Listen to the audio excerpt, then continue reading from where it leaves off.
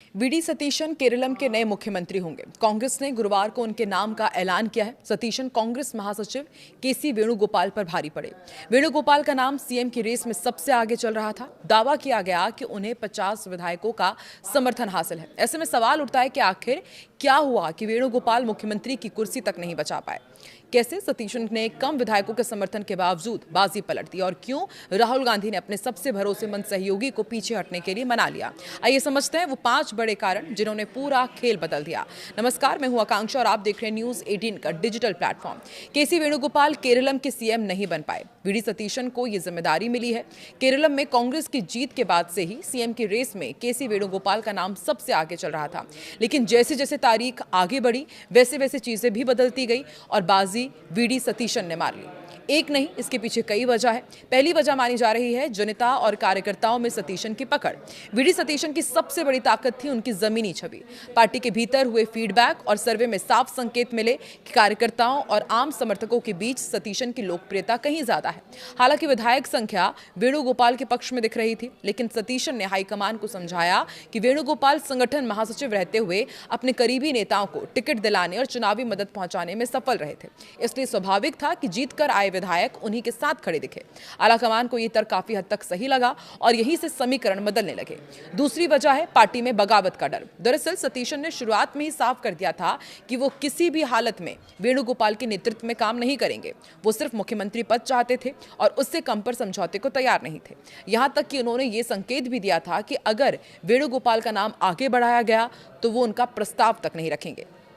कांग्रेस नेतृत्व को यही डर था कि अगर सतीशन नाराज हुए तो पार्टी के भीतर गंभीर टूट पैदा हो सकती है। काफी कोशिशों के बावजूद जब सतीशन नहीं माने तब राहुल गांधी को महसूस हुआ कि मामला सिर्फ नेतृत्व का नहीं बल्कि संगठन बचाने का भी है। तीसरी बड़ी वजह, राहुल गांधी से करीबी ही कमजोरी बन गई है वेणुगोपाल के लिए। जब कोई रास्ता निकलता नहीं दिखा तो राहुल गांधी ने बुधवार शाम मल्लिकार्जुन खड़गे से लंबी चर्चा की। फैसला लेने से पहले सबसे जरूरी था वेणुगोपाल को मनाना। इसके बाद गुरुवार सुबह राहुल गांधी ने वेणुगोपाल को अपने आवास बुलाया। करीब 2 घंटे तक बातचीत की और यहीं उनकी सबसे बड़ी ताकत उल्टी पड़ गई। राहुल गांधी ने उनसे कहा कि संगठन महासचिव के तौर पर उनकी भूमिका पार्टी के लिए ज्यादा अहम है। आगे चलकर पार्टी अध्यक्ष पद जैसी बड़ी जिम्मेदारी भी उनके सामने हो सकती है, लेकिन फिलहाल पार्टी को एकजुट रखने के लिए उन्हें त्याग करना होगा। राहुल गांधी की बात टालना वेणुगोपाल के लिए आसान नहीं थी। आखिरकार उन्होंने भारी मन से सतीशन के नाम पर सहमति दे दी। एंटनी फैक्टर, इस पूरे घटनाक्रम में एके एंटनी की राय भी बेहद अहम मानी जा रही है। राहुल गांधी ने सतीशन, रमेश चन्नीथला और वेणुगोपाल के बीच फंसे समीकरण को समझने के लिए कांग्रेस के वरिष्ठ नेता एके एंटनी से सलाह ली। एंटनी ने साफ संकेत दिया कि फैसला उस नेता के पक्ष में होना चाहिए जिसकी पकड़ जनता और कार्यकर्ताओं के बीच मजबूत हो।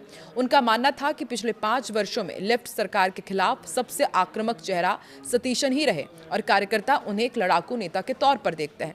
इस सलाह ने भी हाईकमान का झुकाव सतीशन की ओर बढ़ा दिया। पांचवी बड़ी वजह आईयूएमएल और वायनाड का समीकरण। इंडियन यूनियन मुस्लिम लीग यानी कि आईयूएमएल अंदर खाने सतीशन के पक्ष में खड़ी दिखाई दी। कांग्रेस के लिए आईयूएमएल का समर्थन बेहद जरूरी था क्योंकि उसके बिना सरकार बनाना आसान नहीं था। वेणुगोपाल के रिश्ते आईयूएमएल नेतृत्व से उतने मजबूत नहीं माने जाते, जबकि सतीशन को वहां बेहतर स्वीकार्यता हासिल थी। इसके अलावा वायनाड का राजनीतिक समीकरण भी अहम बन गया। आईयूएमएल ने पहले राहुल गांधी और फिर प्रियंका गांधी के लिए वायनाड सीट खाली की थी। उस इलाके में आईयूएमएल का मजबूत प्रभाव माना जाता है। बताया जाता है कि आईयूएमएल ऐसे नेता के पक्ष में थी जो विधानसभा की राजनीति से सीधे जुड़ा हो। इसका फायदा भी आखिरकार सतीशन को मिला।